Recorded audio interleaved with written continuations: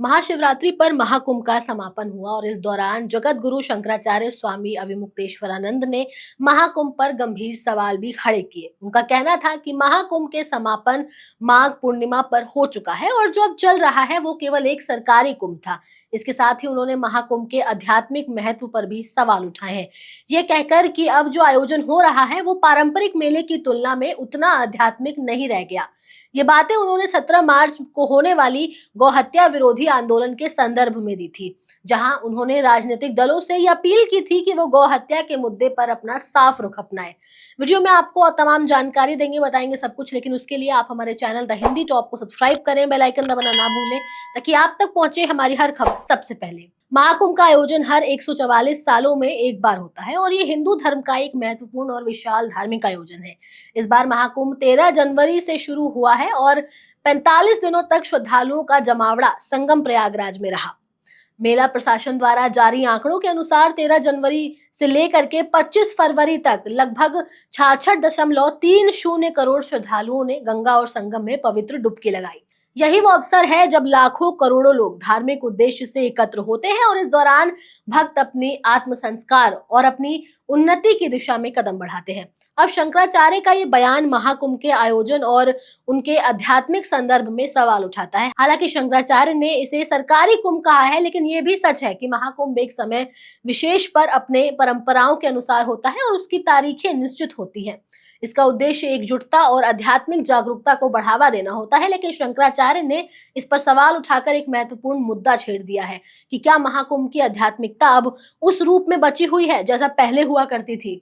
इसके अलावा शंकराचार्य ने गौहत्या के विरोध में आंदोलन की भी घोषणा की है। उन्होंने कहा कि 17 मार्च तक सभी राजनीतिक दलों को ये तय करना होगा कि वो गौहत्या के खिलाफ है या फिर इसके समर्थन में है। ये मुद्दा भारतीय समाज में लंबे समय से एक विवाद का कारण बना हुआ है।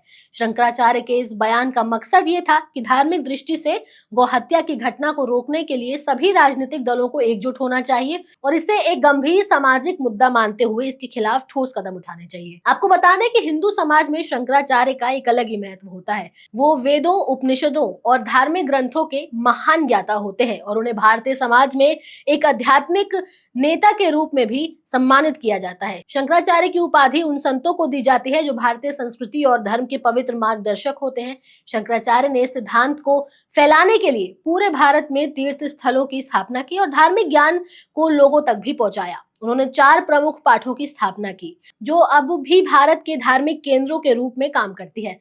शंकराचार्य की दृष्टि और मार्गदर्शन ने भारत के कई संतों और आस्थावान लोगों को प्रेरित किया है। उनके इस कामों और उपदेशों ने भारतीय समाज में एक आध्यात्मिक जागरूकता और संस्कृति की पुनर्निर्माण की दिशा में महत्वपूर्ण योगदान दिया है। हिंदू धर्म में शंकराचार्य का होना बहुत ही महत्वपूर्ण माना जाता है। ऐसा कहा जाता है कि शंकराचार्य ने जो बात बोली वो ही बात सच है।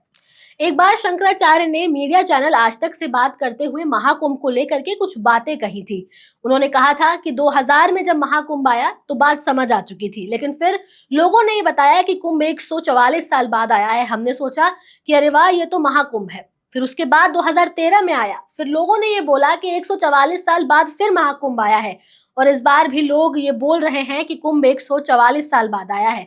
तो हमें तो इतने समय से यही सुनने में आ रहा है कि महाकुंभ 144 साल बाद आया है, तो हम तो इतने समय से ये सुनते हुए आ रहे हैं कि महाकुंभ 144 साल बाद आया है, तो कहीं ये बात झूठ तो नहीं है।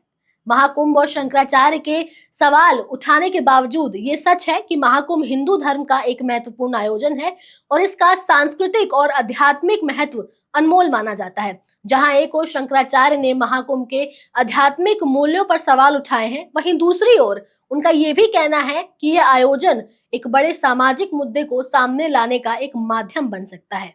उनका गौहत्या के खिलाफ आंदोलन और धार्मिक धरोहरों को संरक्षित करने की अपील समाज को एक नई दिशा दे सकती है। फिलहाल इससे जुड़ी हर अपडेट हम आपको देते रहेंगे। वीडियो में इतना ही। कैमरे पर मेरा साथ दे रहे थे मेरे साथी शिव कुमार, मैं आपके साथ तनु चतुर्वेदी। अब अपनी राय हमें कमेंट सेक्शन में जरूर दें। हमारे चैनल द हिंदी टॉप को सब्सक्राइब करें। हमें एक्स यानी ट्विटर, फेसबुक और इंस्टाग्राम पर भी फॉलो करें।